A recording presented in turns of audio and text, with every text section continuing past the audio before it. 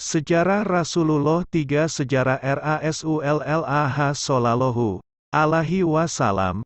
Bagian 3, ditinggal ibu tercinta setelah beberapa lama tinggal bersama ibunya.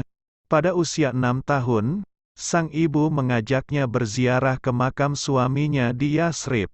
Maka berangkatlah mereka keluar dari kota Mekah, menempuh berjalan sepanjang 500 kilometer, ditemani oleh Ummu Aiman dan dibiayai oleh Abdul Muthalib. Di tempat tujuan, mereka menetap sebulan.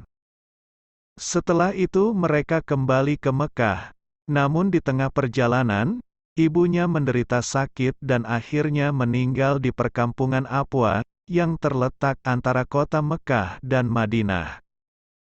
Di bawah asuhan sang kakek, Abdul Muthalib, sangat iba terhadap cucunya yang sudah menjadi yatim piatu di usianya yang masih dini. Maka dibawalah sang cucu ke rumahnya, diasuh dan dikasihi melebihi anak-anaknya sendiri. Pada saat itu Abdul Muthalib memiliki tempat duduk khusus di bawah Ka'bah.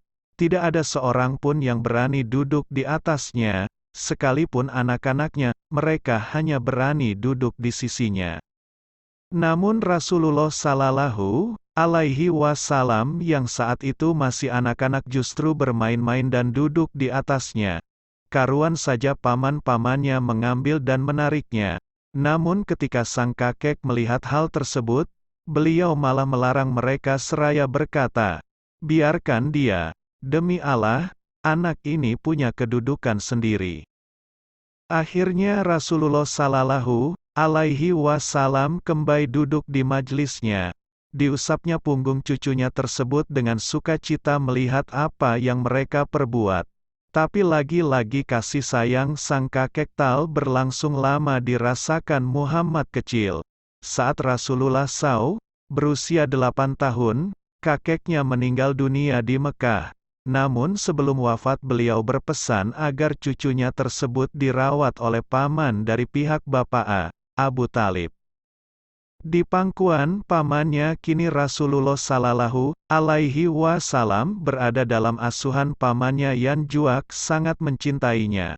Abu Talib merawatnya bersama anak-anaknya yang lain, bahkan lebih disayangi dan dimuliakan.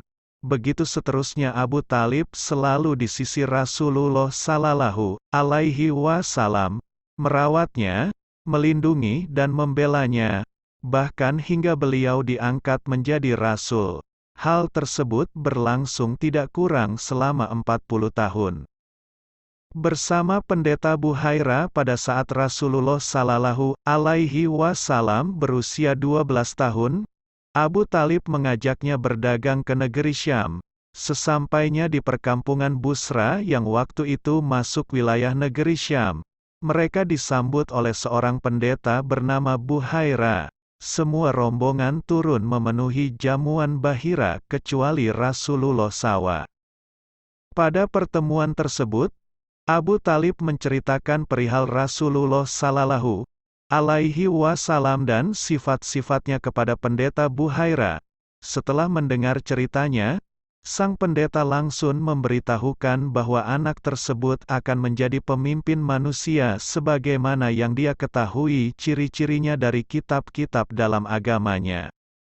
Maka dia meminta Abu Talib untuk tidak membawa anak tersebut ke negeri Syam, karena khawatir di sana orang-orang Yahudi akan mencelakainya. Akhirnya Abu Talib memerintahkan anak buahnya untuk membawa pulang kembali Rasulullah Shallallahu Alaihi Wasallam ke Mekah. Perang Fijar pada usia 15 tahun, Rasulullah Shallallahu Alaihi Wasallam ikut serta dalam perang Fijar yang terjadi antara suku Quraisy yang bersekutu dengan Bani Kinanah melawan suku Qais Ailan, dan peperangan dimenangkan oleh suku Quraisy.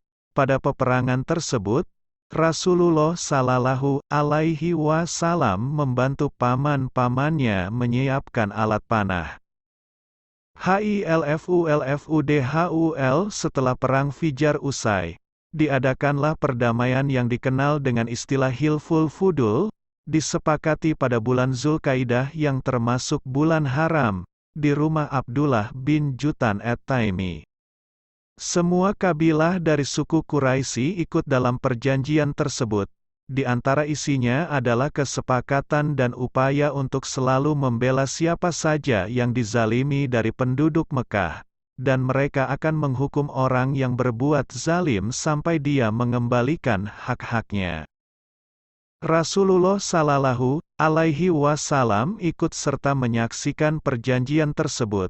Bahkan setelah beliau menjadi rasul, beliau masih mengingatnya dan memujinya, seraya berkata, "Saya telah menyaksikan perjanjian damai di rumah Abdullah bin Jutan yang lebih saya cinta dari unta merah." 1. Seandainya saya diundang lagi setelah masa Islam, niscaya saya akan memenuhinya.